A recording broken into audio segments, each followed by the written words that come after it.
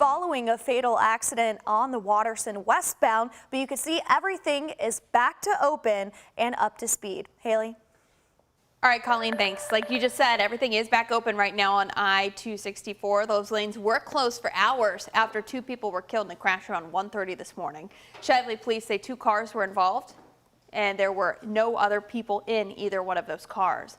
What caused that crash is, of course, under investigation. Today is the day for Greater Clark County. It's the first day of classes for students. Yeah, the district elementary, middle, and high school students and their parents are the first to deal with the complex emotions of back to school day one. So Jim is joining us live right now from Jeffersonville High School. And Jim, they laugh, they cry, and that's just the parents.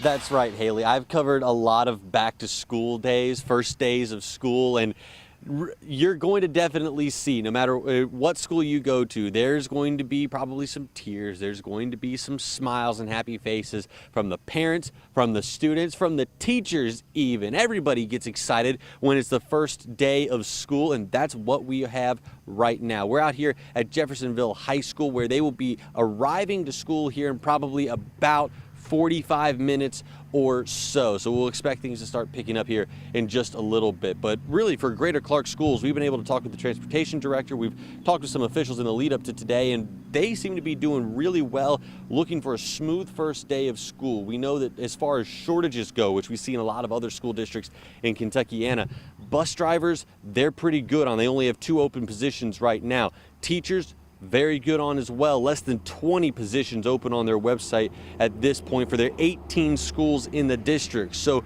all hope is that this is going to be a very smooth first day of class as the students begin arriving a little bit later on this morning. Now we're going to stay out here at Jeffersonville High School for a little bit longer here on GMK. We're hoping to talk with the principal here in just about half an hour, but of course we'll be back later on to show you some of those students arriving as we kick off the school year in big fashion.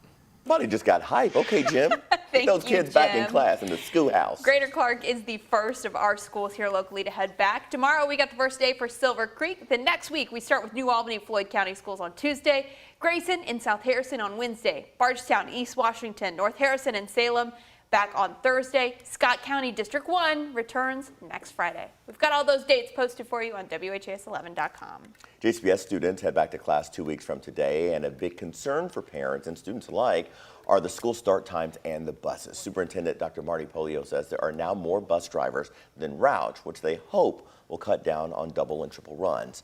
Transportation leaders say the average walking distance to bus stops is a quarter of a mile, but some students could walk farther than that. And I believe with this new bus schedule and the way that the kids have been moved around into neighborhood stops versus now being picked up on main roads that are busy at 6:20 in the morning and pitch dark, that's not safe. And it's not even safe for the parents to stand out there, honestly. Dr. Polio is asking for some patience from parents as the district works through the first few days. We're confident that we're going to be successful in it, but there's no doubt when you have the major change that we are taking on, not just in transportation, but in many other areas, there's going to be kinks and hiccups that we're going to have to work out. Check your child's route. We've got a link to the Bus Finder tool on our website. All right, just into our newsroom. Police are investigating 2 overnight deadly shootings. The first was on Lewis Coleman Drive in the Shawnee neighborhood. That was around 12:45 this morning. Metro Police say officers found a man there with a gunshot wound. He died on scene. Now, the other shooting happened on Hackle Drive. That's near PRP. That happened around 3:15. Metro Police say they found a man shot, and he was pronounced dead on the scene.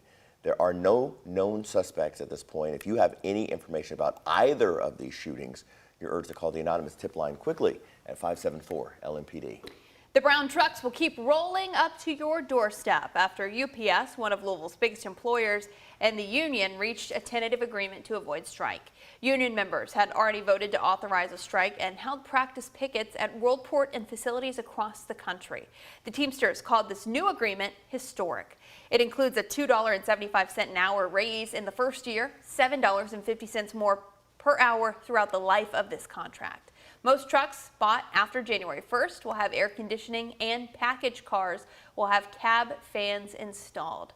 Customers across the country said they were happy to see this deal. And anyone who is expected to have a delivery, they want that person to be honest, respectful, kind, and courteous. And if those people are doing those things, they deserve the pay that they are asking for. I definitely believe that. A statement from UPS says the agreement rewards its employees while, quote, retaining the flexibility we need to stay competitive, serve our customers, and keep our business strong. Members will vote on this contract next month. Police in Radcliffe have made an arrest in connection to a double murder homicide outside a Waffle House. Rodshad Bowser Highsmith is charged with complicity murder, complicity robbery, and attempted murder for the shooting, which happened last Saturday. According to his arrest records, police say Highsmith was captured on surveillance video talking with another man about taking a gun from one of the victims. Later, when they tried to take the gun, 2 men were shot and killed. Police identified them as 18-year-old Shane Estrada and 30-year-old Carlos Bello.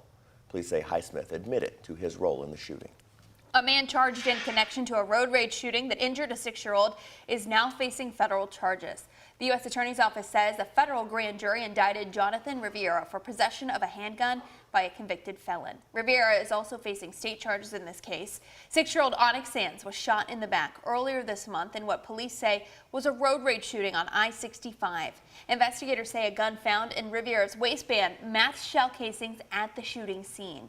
No one has been charged at this point with the firing of the bullet that hit Onyx. Prosecutors in New Albany just laid out their case against Sherrock Douglas. Douglas is now on trial, accused of killing his wife, Brandy, at a gas station last year. He's also accused of killing Lauren Yelle, who was a bystander at that gas station. Prosecutors say they'll show gas station surveillance video, police body camera footage, and interviews between police and Douglas. Defense attorneys told jurors Douglas did not plan the violence and expressed regret when he said, "I've just killed the woman I love." It makes me sick to my stomach to know what he did. He didn't have to go that extreme. You know, they could have just left, you know, walked away. You got kids without a mother without a daughter. And for clarity and fairness, Douglas is innocent until proven guilty.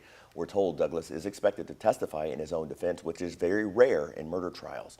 Floyd County prosecutor Chris Lane says he expects the trial to last a couple of weeks, with as many as 20 witnesses being called to the stand.